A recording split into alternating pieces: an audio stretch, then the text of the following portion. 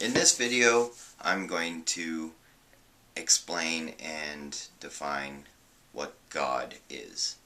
And so, this is not for shock value, it's just, simple processes and what it actually is. So anyways, in the last video, I explained the Big Bang and why there was a Big Bang before it, there will be a Big Bang after it, it never stops.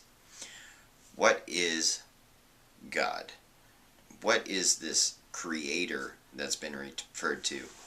So, using other things besides science to explain what God is, we can use civilizations that believed in reincarnation and never dying and eternal life and paradise, and also, references to God as being omnipresent and everywhere, and God is love. So, what is God? Well, I'm going to tell you right at the beginning, God is heat. God is energy. That's it. God is energy. And this is how I can explain it. When humans have free will and they have the ability to make choices, the universe don't care. The universe will throw stuff out wherever it throws out. It doesn't care. Yes, it's very calculated and it's very cold, but it's not so cold where things cannot exist and live. The thing is, when people, ancient civilizations worshiped the sun for a reason.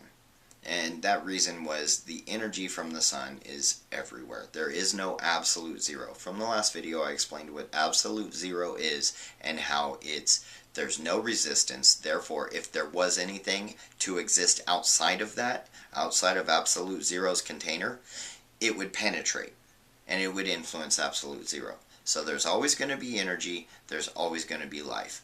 Always. It's always going to happen.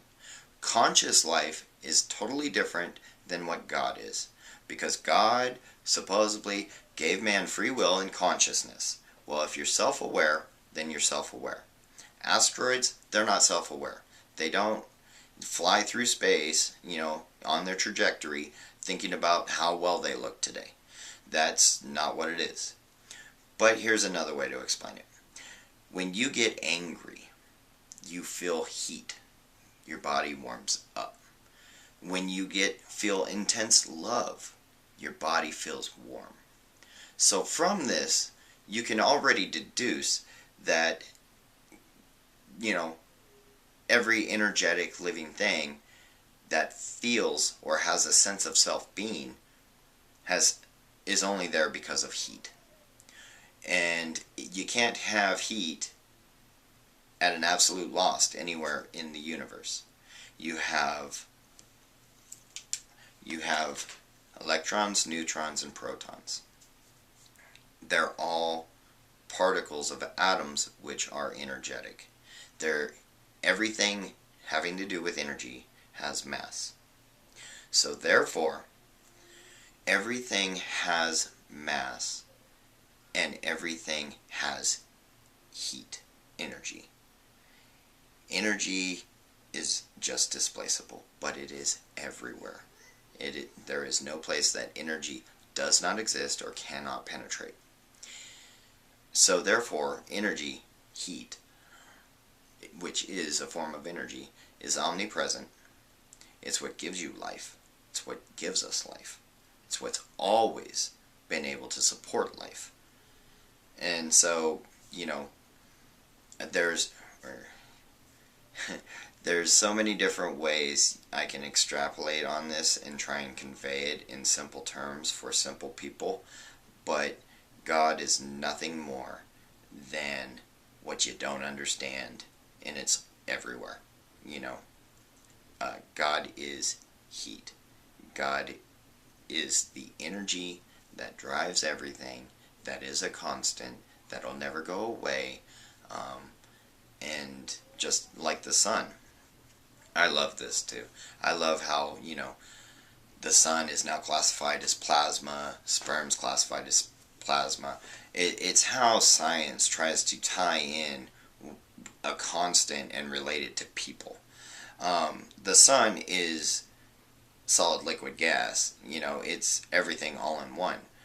But its magnetic field, because of its mass, that's what stars are. They're just, smaller versions of what the universe actually is. A big, big ticking time bomb. And they just internally self-combust on themselves with their own materials from their own gravity, but there cannot be no energy at the center. And, or could there? So anyways, just some thoughts on that, and I hope that helps clear some things up, because it's, I don't understand how people can worship this creator as if it's a thinking thing when it doesn't think. That's why people think. That's part of being a biomechanical, product of the universe. Having the right environment, the right conditions, the right elements that confluence one another and create organisms and life. There's organic life all throughout the universe. So you can believe whatever you want as far as aliens or whatever, but never think you're the smartest cookie, because the universe really doesn't care. It doesn't care what you do. What you do on this planet only affects us. What we do here affects us. It is very minimally influential on the rest of the universe and on everything else that produces heat. The universe does not care. It'll eat you up, it'll spit you out. You try leaving Earth on your own and you're going to be torn apart. That's it. It's really simple, really basic.